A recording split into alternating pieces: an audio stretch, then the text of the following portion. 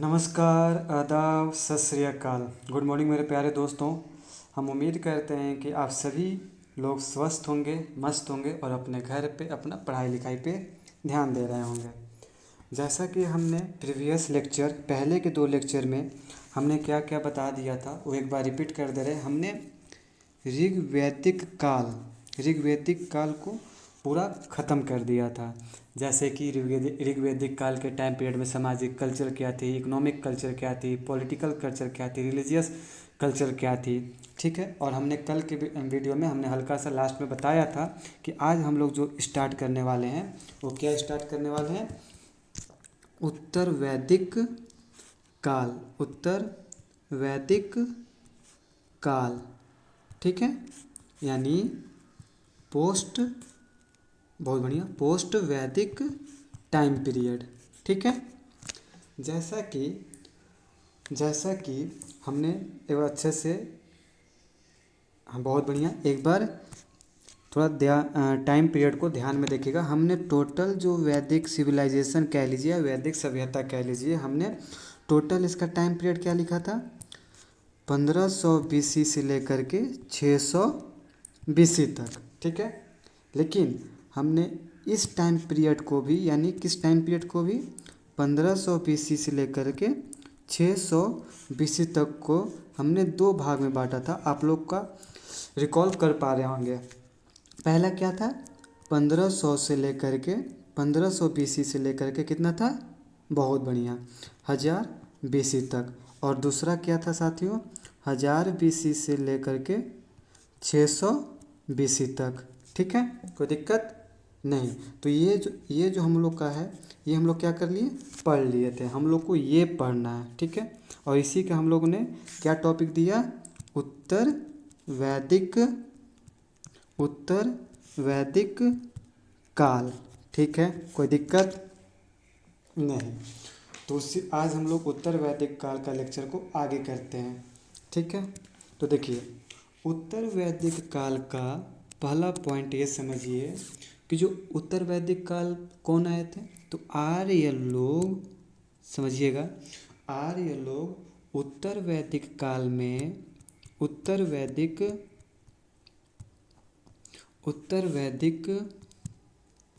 काल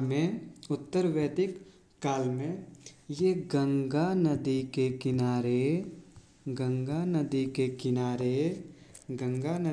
किनारे या समतल, माफ कीजिएगा, समतल में बसे थे। ठीक है। और यही जो समतल या किनारे, किसके, गंगा नदी के किनारे जो बसे थे ना, यहीं से आर्यव्रत कह लीजिए या इन्हीं को आर्यव्रत कहा गया। ठीक है, कहा गया आर्यव्रत। ठीक है, आर्यव्रत। ठीक है, आर्यव्रत। हम सभी साथियों से एक महत्वपूर्ण बात बता दें, या हमारी हम क्षमा प्रार्थी या माफ़ी मांगना चाहते हैं कि हमारे लिखावट पे या हमारे हैंडराइटिंग पे ध्यान नहीं दें। आप हमारे बातों को कोशिश कीजिए कि ईयरफोन लगाकर, या आवाज़ नहीं जा रही हो तो लीड लगाकर सुने और अपना खुद का नोट मेंटेन करें। ये हमारे सारे साथियों से हाथ जोड़ के निवेदन है, प्लीज़। क्योंकि हमारे हैंडराइटिंग में भी किसी को समझ नहीं आ रहा होगा, लेकिन हम जो बोल रहे हैं वो तो समझ में सबको आ रहा होगा। इसलिए हमारा रिक्वेस्ट समझिए कि आप लोग खुद का नोट मेंटेन कीजिएगा। ठीक है, चलिए, बहुत बहुत धन्यवाद। हम उम्मीद करते हैं आप इस दरख्वास्त कह लीजिए या निवेदन कह लीजिए, इस पर अमल करेंगे। ठीक है। ठीक है, जिस तरह याद कीजिए, अगर थोड़ा सा आप लोग का रिकॉल कर पाएँ तो हमने बताया था कि ऋग्वैदिक काल में, क्या उत्तर वैदिक नहीं, जिस तरह ऋग्वैदिक काल में, और एक चीज़ और ध्यान रखिएगा, अब जो आप उत्तर वैदिक काल पढ़िएगा ना, तो उत्तर वैदिक काल का और ऋग्वैदिक काल का दोनों का टाइम पीरियड को कंपेयर कीजिएगा, तो आप लोगों को खुद समझ में आ जाएगा कि उत्तर वैदिक अच्छा था या ऋग्वैदिक अच्छा था। दोनों टाइम पीरियड को कंपेयर करके चलिएगा। ठीक है। तो हमने क्या बताया था कि ऋग्वैदिक काल में नॉर्थ में कहाँ बसे थे, हिमालय नदी के किनारे। ठीक है, बहुत बढ़िया। हिमालय नदी के किनारे। साउथ में कहाँ बसे थे? बहुत बढ़िया, यमुना नदी के पैरेलल। बहुत बढ़िया। और ईस्ट में कहाँ बसे थे? बहुत बढ़िया, यमुना नदी के किनारे। यमुना नदी के किनारे। ठीक है। और वेस्ट में कहाँ बसे थे? वेस्ट में कहाँ बसे थे? अफ़गानिस्तान। ये तो बहुत अभी चर्चा में भी है। ठीक है, अफ़गानिस्तान। ठीक है। तो उसी तरह उत्तर वैदिक काल में कहाँ बसे थे? तो गंगा के किनारे कह लीजिए या समतल कह लीजिए, और यहीं पे उन लोगों को आर्यव्रत कहा गया। ठीक है, कोई दिक्कत?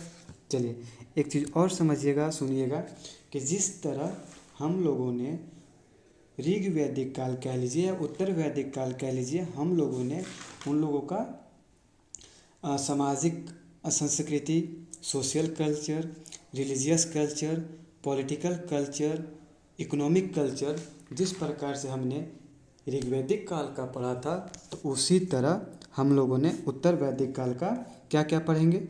सुनिएगा, social culture, political culture, economic culture और धार्मिक रिलीजियस कल्चर।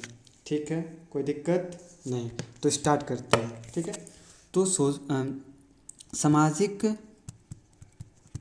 संस्कृति, देखिए इसका जो फर्स्ट पॉइंट लिखिए या फर्स्ट सुनिए क्या है इसमें कि यहाँ पे जो था ना, यहाँ पे जो था, यहाँ पे समाज को 4 भागों में क्या कर दिया गया? बांट दिया गया। ठीक है, 4 भाग में बांट दिया गया। ठीक है, क्या क्या? पहला आप सभी को पता होगा, पहला ब्राह्मण। ठीक है। दूसरा, बहुत बढ़िया, दूसरा शूद्र। ठीक है। तीसरा वैश्य। और चौथा, बहुत बढ़िया, क्षत्रिय। ठीक है, क्षत्रिय। क्या क्या? ब्राह्मण, शूद्र, वैश्य, क्षत्रिय। ठीक है। और अब यहाँ पे क्या होता है? अब यहाँ पे क्या होता है? जो नदी, किसका? उत्तर वैदिक काल में नदी का लेवल कह लीजिए या वैल्यू कह लीजिए, गिरा दिया गया। गिरा दिया गया। क्या कर दिया गया? गिरा दिया गया। लेकिन याद करिए, ऋग वैदिक काल में नदी का महत्वपूर्ण योगदान था। कैसे पता चलता है? कि जो ऋग्वैदिक काल के लोग थे, सिंधु नदी को प्रमुख नदी मानते थे और सरस्वती नदी को पवित्र नदी मानते थे। याद है? बहुत बढ़िया। तो लेकिन यहाँ पे उत्तर वैदिक काल आते आते नदी का वैल्यू गिरा दिया गया। ठीक है। और इसी टाइम पीरियड में जो ब्राह्मण थे, ठीक है, जो ब्राह्मण थे संन्यास ले सकते थे। ठीक है, संन्यास ले सकते थे। यहीं पे बतलाया गया। किस टाइम पीरियड में? उत्तर वैदिक काल के टाइम पीरियड में ही बतलाया गया था। ठीक है। और यहाँ पे स्त्रियाँ जो थी, स्त्रियाँ का भी वैल्यू गिरा दिया गया। क्या कर दिया गया? गिरा दिया गया। ठीक है, गिरा दिया गया। और यहाँ से महिलाओं की स्थिति बहुत ख़राब होने लगी थी। देखिए, ऋग्वैदिक काल आप जब पढ़ रहे थे तो ऋग्वैदिक काल में वहाँ पे शिक्षा ग्रहण करने के लिए बाहर जाने का अधिकार, सभा समिति में बैठने का अधिकार, यज्ञ हवन में बैठने का अधिकार, सब कुछ था। वहाँ पे महिलाओं का स्थिति बहुत अच्छा था। लेकिन उत्तर वैदिक काल में आते आते महिलाओं का स्थिति बहुत दयनीय हो गया था। ठीक है, इतना दयनीय हो गया था कि जो लास्ट का अथर्ववेद है, याद कीजिए, हमने 4 वेद का नाम बताया था, यजुर्वेद, ऋग्वेद, सामवेद, अथर्ववेद। ठीक है। तो जो लास्ट का जो अथर्ववेद था, इसमें महिलाओं कह लीजिए या कन्या वर्ड यूज़ किया गया था। कन्या के जन्म पर निंदा की गया था। ठीक है, निंदा किया गया था। ठीक है, निंदा किया गया था। ठीक है, और एक बुक कह लीजिए या ग्रंथ कह लीजिए जिसका नाम था अत्रत्य ब्राह्मण। ठीक है, अत्रत्य ब्राह्मण, ये बुक कह लीजिए या ग्रंथ कह लीजिए। इस बुक या ग्रंथ में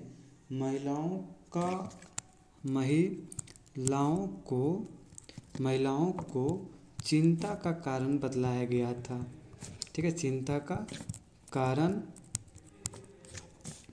बतलाया गया था। ठीक है, महिलाओं को चिंता का कारण बतलाया गया था। तो आप ये सब पॉइंट या पढ़ रहे होंगे या सुन रहे होंगे तो आपको समझ में आ रहा होगा कि ऋग्वैदिक काल में क्या स्थिति था महिलाओं का या सामाजिक का, और उत्तर वैदिक में क्या स्थिति हो गया। या और आगे सुनिए, पहला मतलब आगे नेक्स्ट क्या है, दो वर्ड है क्या क्या।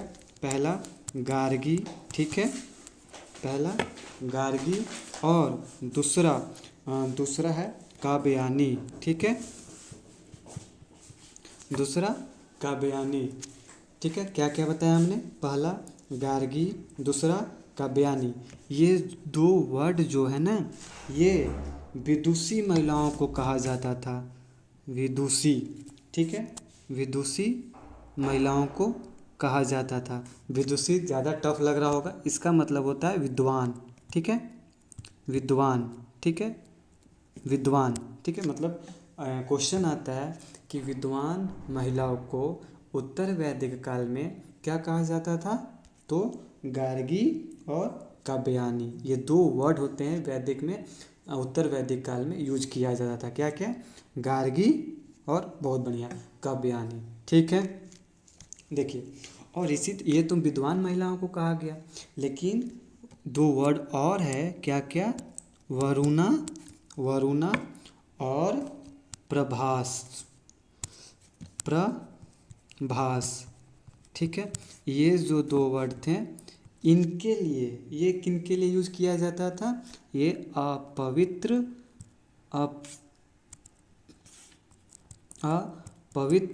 महिला के लिए यूज किया जाता था। ठीक है, अपवित्र महिला के लिए यूज किया जाता था। ठीक है, क्या क्या, वरुणा और प्रभास।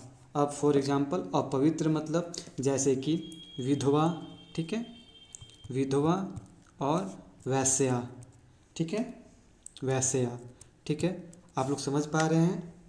ठीक है, तो ध्यान रखिए हमने क्या क्या बताया, 4 वर्ड बताया, एक बार फिर बता रहे हैं, सुन समझिएगा, लिखिएगा। गार्गी। ठीक है, बहुत बढ़िया बहुत बढ़िया, गार्गी, काव्यानी। ठीक है, ये क्या था, ये विद्वान महिलाओं के लिए यूज किया जाता था। ठीक है, और नेक्स्ट दो हमने क्या बताया, वरुणा। ठीक है, वरुणा और प्रभास। ठीक है, ये जो दो यूज किए जाते थे या इस्तेमाल किए जाते थे, कैसे के लिए, अपवित्र महिलाओं के लिए यूज किया जाता था। अपवित्र महिलाओं के लिए यूज किया जाता था। ठीक है, कोई दिक्कत नहीं। ये था हमारा सोशियल कल्चर। ठीक है, बहुत बढ़िया। अब आगे चलते हैं इकोनॉमिक कल्चर। ठीक है, यानी कि आर्थिक। ठीक है, आर्थिक स्थिति किसके लोगों का, उत्तर वैदिक काल के लोगों का। ठीक है, उत्तर वैदिक काल के लोगों का। साथियों आप लोग सुनिए, समझिए और खुद में ही कंपेयर कीजिएगा ऋग वैदिक काल का टाइम पीरियड और उत्तर वैदिक काल के टाइम पीरियड का। ये कंपेयर करके आप लोग का पहला प्रॉफिट क्या होगा कि आप लोग का ऋग वैदिक का रिवीजन होगा और उत्तर वैदिक का सीखिएगा, और साथ ही साथ में बहुत सारे जो मन में क्वेश्चन आ रहे होंगे आप लोग बेहिचक क्वेश्चन कमेंट में कर सकते हैं। ठीक है, आगे बढ़ते हैं। देखिए ऋग वैदिक में क्या था, बिल्कुल सही सुना आपने। ऋग्वैदिक काल में इकोनॉमिक कल्चर क्या था, कोई बता सकता है? देखिए बहुत बढ़िया। पहला क्या है, वहाँ पे वहाँ पे पशुपालन के साथ साथ एग्रीकल्चर भी करते थे, कृषि भी करते थे। कहाँ के लोग? ऋग्वैदिक काल के लोग। लेकिन यहाँ पे सिर्फ और सिर्फ पशुपालन को हटा दिया गया और कृषि करते थे उत्तर वैदिक काल के लोगों का। ठीक है, उत्तर वैदिक काल के लोगों का सिर्फ कृषि करते थे। ठीक है, पहला। दूसरा क्या है? दूसरा, यहीं से ही चावल, ध्यान रखिएगा, चावल, उड़द गेहूँ, ठीक है, ये सब का एविडेंस मिला था। एविडेंस मतलब साक्ष्य मिला था। ठीक है, किसका किसका? चावल, बहुत बढ़िया, उड़द, बहुत बढ़िया, गेहूँ, ठीक है, गेहूँ, ठीक है, ठीक है। ये चावल, उड़द और गेहूँ, इसका एविडेंस तो मिला था, लेकिन ये तो हम लोग अभी के टाइम में इसको चावल, उड़द, गेहूँ बोलते हैं। लेकिन उत्तर वैदिक काल में ये चीज़ को चावल, उड़द, गेहूँ को अलग अलग नाम से बोलते थे। याद कीजिए, ऋग्वैदिक में जौ मिला था, जौ का साक्ष्य मिला था। उसमें क्या बोलते थे जौ को? बहुत बढ़िया, यव बोलते थे। उसी प्रकार से समझिएगा, चावल को क्या बोलते हैं? ब्रीह, ठीक है, ब्रीह, ठीक है। उसी तरह उड़द को क्या बोलते थे?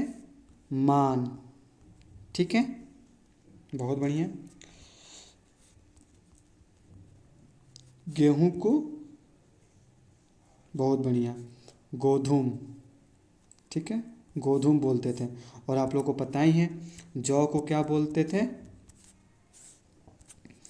जौ को यव, ठीक है, कोई दिक्कत नहीं। देखिए फिर से हम बता रहे हैं, सुनिएगा। चावल को क्या बोलते थे? ब्रीह, उड़द दाल को मान, गेहूं को गोधूम, जौ को यव, ठीक है, कोई दिक्कत नहीं। चलिए आगे क्या है, नेक्स्ट क्या है? नेक्स्ट जो है, यहाँ पे लोहा से भी ये लोग प्रचलित हो गए थे। लोहा से प्रचलित हो गए थे, मतलब आयरन से प्रचलित हो गए थे। लेकिन ऋग्वैदिक काल में आयरन से प्रचलित नहीं हुए थे। ठीक है, ठीक है। और यहाँ पे जो लोहा मिला था, कह रहे थे, इन लोग लोहा को लोहा नहीं बोलते थे। जिस तरह चावल को चावल नहीं ब्री बोलते थे, उड़द को उड़द नहीं मान बोलते थे, गेहूं को गेहूं नहीं गोधूम बोलते थे, उसी प्रकार से माफ़ कीजिएगा, उसी प्रकार से लोहा को श्याम अयक्स बोलते थे, या कृष्ण अयक्स बोलते थे। ध्यान रखिएगा, लोहा को लोग लोहा नहीं श्याम अयक्स या कृष्ण अयक्स बोलते थे। ठीक है, कोई दिक्कत नहीं। और इसी टाइम पीरियड में आपने नाम सुना होगा शतपथ ब्राह्मण, ठीक है। शतपथ ब्राह्मण से हल का एविडेंस मिला था, ठीक है, हल का एविडेंस मिला था, ठीक है, बहुत बढ़िया। और जो लोहा मिला था, अगर कभी कभी क्या होता है क्वेश्चन में पीसीएस में लोहा का साक्ष्य पूछ देता है कहाँ से मिला था, तो अभी का जो कर्नाटक है यहाँ से लोहा का साक्ष्य मिला था। कब? वही 1000 BC में, क्योंकि हम लोग इसमें तो 1000 BC से 600 BC ही पढ़ रहे हैं, तो 1000 BC में ही मिला था। ठीक है। और यहाँ पे आयरन यूपन भी मिला था, मतलब हथियार, ठीक है, हथियार, ठीक है, हथियार में बोल लीजिए नोकीला चीज़, ठीक है, ये भी मिला था। ठीक है, हाँ ठीक, उत्तर वैदिक काल में क्या मिला था? हथियार। किसका? लोहा का ही हथियार, नोकीला चीज़ मिला था। लेकिन कहाँ से मिला था? वही हमारा पुराना, आगे समझ गए होंगे, पाकिस्तान। ठीक है, पाकिस्तान। ठीक है, यहीं से। लेकिन अगर पाकिस्तान का ज़्यादा डीपली पूछ दे, पाकिस्तान का किस जगह से, तो समझिएगा पाकिस्तान का अंतरजी खेड़ा। ठीक है, अंतरजी खेड़ा, अंतर, इस पर लिख लीजिए, अंतर जी खेड़ा। ठीक है, बहुत, ये जो जगह थी यहाँ से मिली थी क्या? आयरन वेपन, मतलब लोहा का हथियार, नोकीला चीज़। कहाँ से? पाकिस्तान में। ये भी 1000 BC में ही मिला था। ठीक है, कहाँ पे? पाकिस्तान में। पाकिस्तान में कहाँ से? तो अंतरजी खेड़ा से। ठीक है, कोई दिक्कत नहीं, उम्मीद करते हैं कोई दिक्कत नहीं। अगर दिक्कत हो तो आप कमेंट में पक्का पूछिएगा। ठीक है, देखिए एक क्वेश्चन आता है, थोड़ा इसको नोट कर लीजिएगा, नहीं तो आप याद रख सकते हैं तो रख सकते हैं। उत्तर वैदिक काल में ऐसा क्या हुआ कि लोग यहाँ पे परमानेंट रूप से रहने लगे, मतलब अस्थाई रूप से रहने लगे? अगर सिंपल क्वेश्चन पूछें तो उत्तर वैदिक काल के लोगों का, ध्यान से समझिएगा, उत्तर वैदिक काल के लोगों का अस्थाई रूप से रहने का आधार क्या था, बेस क्या था? कोई बता सकता है? तो इनका बेस यही था कि लोहे की खोज। ठीक है, लोहे की खोज। ठीक है, लोहे की खोज, ये इनका आधार था। आधार था कि किस लिए? हाँ, अस्थाई रूप से रहने के लिए। ठीक है, ये था हमारा क्या? Economic culture. किसका? इकोनॉमिक कल्चर ऑफ पोस्ट वैदिक। ठीक है, कोई दिक्कत नहीं। आगे जो बढ़ते हैं, अब हम लोग पढ़ेंगे political culture. Political political culture. ठीक है, यानी सामाजिक राजनीतिक कल्चर। ठीक है, चलिए आगे करने से पहले उत्तर वैदिक काल का पॉलिटिकल कल्चर से स्टार्ट करने से पहले आप लोग 1 मिनट में ऋग्वैदिक काल का पॉलिटिकल कल्चर ज़रूर रिमाइंड कर लीजिए या रिकॉल कर लीजिए। ठीक है, चलिए इसमें क्या होता है, देखिए हमने बताया था ना कि ऋग्वैदिक काल का स्थिति बहुत अच्छा था, उत्तर वैदिक काल में बहुत स्थिति दयनीय हो गई थी। तो देखिए उत्तर वैदिक काल में जो सभा समिति था, याद करिए, याद आया होगा जो हमने ऋग्वैदिक काल में बताया था कि सभा और समिति क्या था। यहाँ पे सभा और समिति को समाप्त कर दिया गया, यानी क्या? खत्म कर दिया गया। ठीक है, सभा समिति याद करिए, आ रहा होगा, ऋग्वैदिक काल में हमने बताया था सभा समिति। ठीक है, और नेक्स्ट लिखिए, जो भरत और पुरु, ठीक है, जो भरत और पुरु जनजाति थे, ठीक है, भरत और पुरु जनजाति थे। याद कीजिए ऋग्वैदिक काल का पॉलिटिकल स्ट्रक्चर या पॉलिटिकल कल्चर में हमने 4 जनजाति का नाम बताया था, याद है?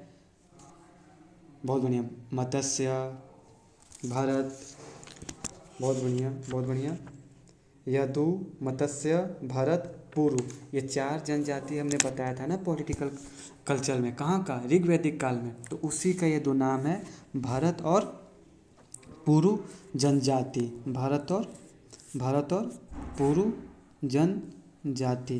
ये जो भारत और पुरु जनजाति है ना साथियों, ये दोनों जनजाति को मिला करके एक जनपद बना दिया गया, एक जनपद बना दिया गया था, जिसका नाम इन लोगों ने कुरु जनपद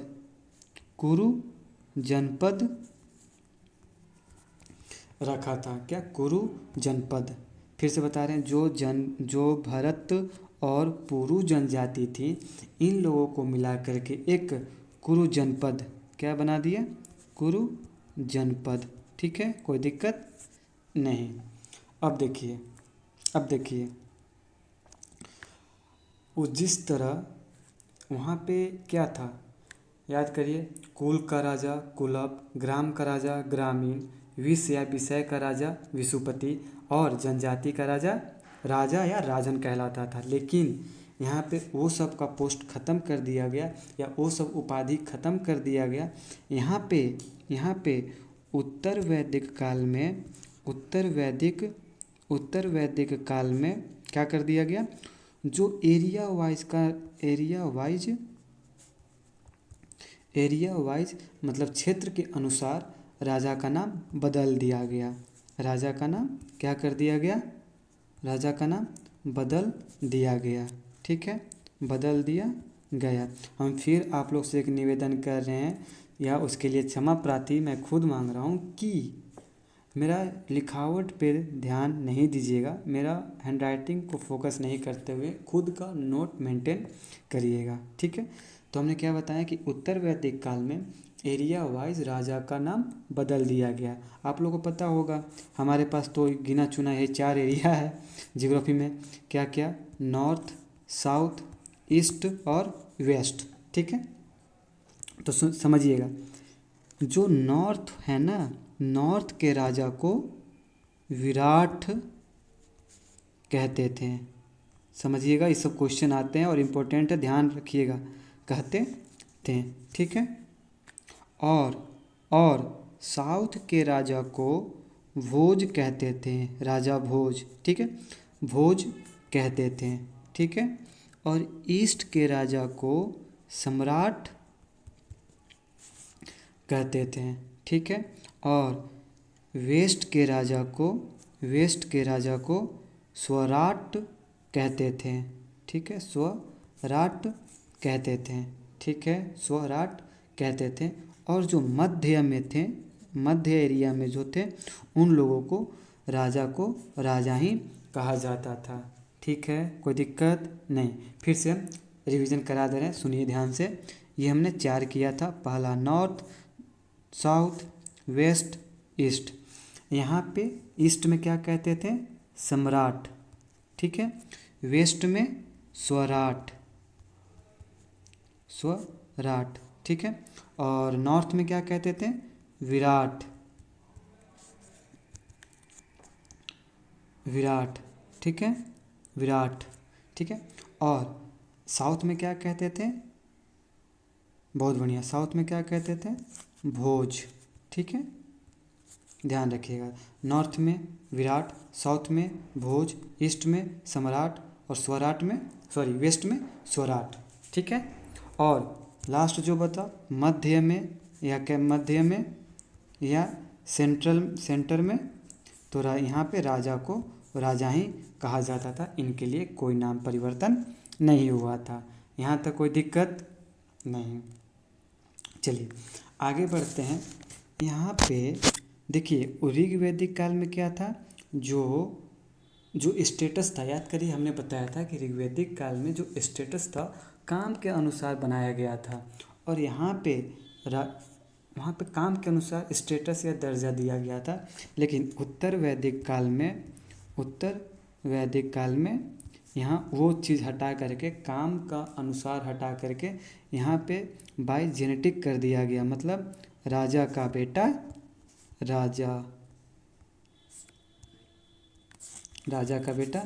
राजा बनाने लगा, मतलब बाय जेनेटिक कर दिया गया। क्या कर दिया गया, बाय जेनेटिक कर दिया गया। ठीक है, लेकिन वहाँ पे क्या था ऋग्वैदिक काल में, बहुत बढ़िया। चलिए आगे बढ़ते हैं। उत्तर वैदिक काल में 2 ऑफिसर्स को नियुक्त किया गया था। उत्तर वैदिक, समझिएगा, ये सब नाम बहुत थोड़ा डेली रिवीजन करते रहिएगा तो, या सुनते रहिएगा तो नाम याद रहेंगे, नहीं तो बहुत मुश्किल है नाम रखना याद। ठीक है, उत्तर वैदिक काल में 2 ऑफिसर्स को नियुक्त किया गया था। ठीक है, तो क्या क्या, पहला जो है संग्रहित। ठीक है, पहला क्या है, संग्रहित। और दूसरा क्या है, गोवित कर्तन। ठीक है, गोवित कर्तन। तो ये जो दो ऑफिसर्स हैं संग्रहित और गोवित कर्तन, इन लोगों का काम क्या था पता है? इन लोगों का काम था कि जो उत्तर वैदिक काल के जो राजा हुआ करते थे, समझिएगा, जो उत्तर वैदिक काल में जो राजा हुआ करते थे वो बहुत बड़े बड़े यज्ञ कराते थे। क्या कराते थे? यज्ञ कराते थे। और यही यज्ञ का जो वैदिक उत्तर वैदिक काल में यही यज्ञ का कैसे होगा, कब होगा, कैसे मैनेज होगा, कब नहीं होना चाहिए, कितना एरिया में यज्ञ होना चाहिए, ये जो सारे ऑर्गेनाइजेशन कराते थे ना, यही दो ऑफिसर्स कराते थे। कौन कौन? तो हमने बताया संग्रहित और दूसरा गोवित कर्तन। ठीक है। तो आप अगर आपसे कोई पूछे कि दो ऑफिसर्स जो नियुक्त किया गया था वो क्या काम करते थे, तो बड़े बड़े यज्ञ का ऑर्गेनाइजेशन कराते थे और इन लोगों का कैसे मेंटेन करना है वो देखते थे। कौन? वही दो ऑफिसर्स। ठीक है, कोई दिक्कत नहीं। तो यहाँ पे मेनली 4 प्रकार का यज्ञ होता था, ध्यान रखिएगा, 4 प्रकार का यज्ञ होता था। पहला सुनिएगा, राजस्व यज्ञ, राजस्व यज्ञ। ठीक है। दूसरा अश्वमेध यज्ञ। ठीक है, अश्वमेध यज्ञ। तीसरा वाजपेयी यज्ञ। ठीक है, वाजपेयी यज्ञ। और लास्ट पंचम यज्ञ। ठीक है, देखिए पंचम यज्ञ जो हमने फर्स्ट बताया ना, ये मतलब ये यज्ञ क्या था वो भी वो समझा दे रहे हैं, या समझ लीजिए आप लोग। जो राजस्व यज्ञ है ना, ये पता है क्या होता था? ये राजा मतलब समझ लीजिएगा, अगर नॉर्थ में हो तो विराट, साउथ में हो तो भोज, ईस्ट में हो तो सम्राट, वेस्ट में हो तो स्वराट और सेंट्रल में हो तो राजा। तो ये राजा का राज्य अभिषेक के टाइम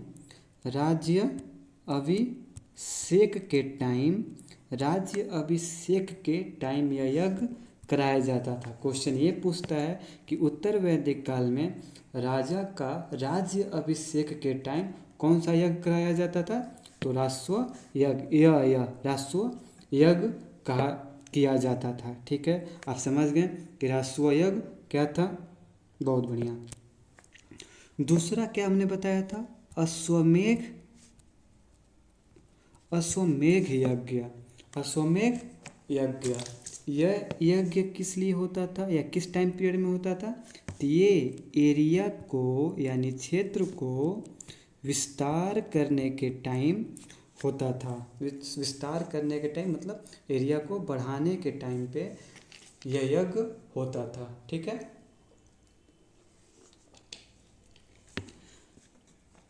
एरिया को बढ़ाने के टाइम पे या बढ़ने के समय होता था। कौन सा यज्ञ? अश्वमेध यज्ञ। ठीक है। नेक्स्ट जो वाजपेयी हमने बताया, तीसरा क्या बताया था हमने? वाजपेयी यज्ञ। ठीक है, वाजपेयी यज्ञ। यह यज्ञ रथ दौड़, आपने सुना होगा घोड़े का जो रथ दौड़ होता है, रथ दौड़ के समय यह यज्ञ होता था, रथ दौड़। ठीक है। और लास्ट क्या था? पंचम यज्ञ। बहुत बढ़िया, पंचम यज्ञ होता था। ये नॉर्मल जो होता है घर घर में होता है, ये यज्ञ था। नॉर्मल जो घर में होता है वो यज्ञ पंचम यज्ञ कहलाता था उत्तर वैदिक काल में। फिर से सुन लीजिए, हमने पहला राजस्व यज्ञ बताया। ठीक है, राजस्व यज्ञ क्या था? यह यज्ञ राजा के राज्य अभिषेक के टाइम पे होता था। दूसरा अश्वमेध बताया, ये एरिया के या क्षेत्र को विस्तार करने के समय पे यह यज्ञ होता था। तीसरा वाजपेयी यज्ञ क्या होता था भाइयों? बहुत बढ़िया, ये रथ दौड़ के समय होता था। और चौथा जो हमने बताया वो पंचम यज्ञ बताया। ये जो नॉर्मल जो हर घर में होता है वो होता है पंचम यज्ञ। तो इससे क्वेश्चन ये यज्ञ का नाम देगा नहीं, ये डायरेक्ट पूछेगा कि जो उत्तर वैदिक काल में रथ दौड़ के समय जो यज्ञ होता था निम्नलिखित में से उस यज्ञ का नाम बताइए। ऑप्शन होते हैं, तो ऑप्शन तो वाजपेयी यज्ञ आंसर सही होगा। आप समझ गए किस प्रकार से क्वेश्चन आएंगे। चलिए ठीक है, तो ये था हमारा पॉलिटिकल कल्चर। किसका? पॉलिटिकल कल्चर ऑफ, यानी पोस्ट वैदिक, उत्तर वैदिक काल का राजनीतिक संस्कृति। ठीक है, कोई दिक्कत नहीं। अभी धार्मिक समाज यानी रिलीजियस लाइफ बचा हुआ है किसका? पोस्ट वैदिक काल का। ये करेंगे कल। ठीक है, कल उत्तर वैदिक काल खत्म होने के साथ साथ हमारा वैदिक सभ्यता पूर्ण रूप से खत्म हो जाएगा। ठीक है, आज हमने क्या क्या बताया? उत्तर वैदिक काल का सोशल कल्चर, उत्तर वैदिक काल का इकोनॉमिक कल्चर, उत्तर वैदिक काल का पॉलिटिकल कल्चर। कल हम बताएंगे उत्तर वैदिक काल का धार्मिक कल्चर, और कल ये टॉपिक पूर्ण रूप से ख़त्म हो जाएगा। हम फिर से आपसे एक निवेदन कर रहे हैं कि आप हमारी लिखावट को ना ध्यान रखते हुए आप खुद का नोट मेंटेन करें और हमारे सुन करके खुद नोट मेंटेन करेंगे। ठीक है, हो सकता है किसी को हमारी लिखावट समझ नहीं आ रही हो या वो समझ नहीं पा रहे हों, तो अगर फिर भी आप नहीं समझ पा रहे हो तो एक ऑप्शन है कमेंट, आप कमेंट में करके पक्का हम पूछ सकते हैं, वो उसका रिप्लाई किया जाएगा। ठीक है, कोई दिक्कत नहीं। तो तब तक के लिए मिलते हैं कल। बहुत बहुत धन्यवाद। और अगर आप लोगों को लगता है कि कुछ सीखें तो डेफिनेटली आप लाइक शेयर और सब्सक्राइब कराएं या कीजिएगा। चलिए ठीक है, बाय।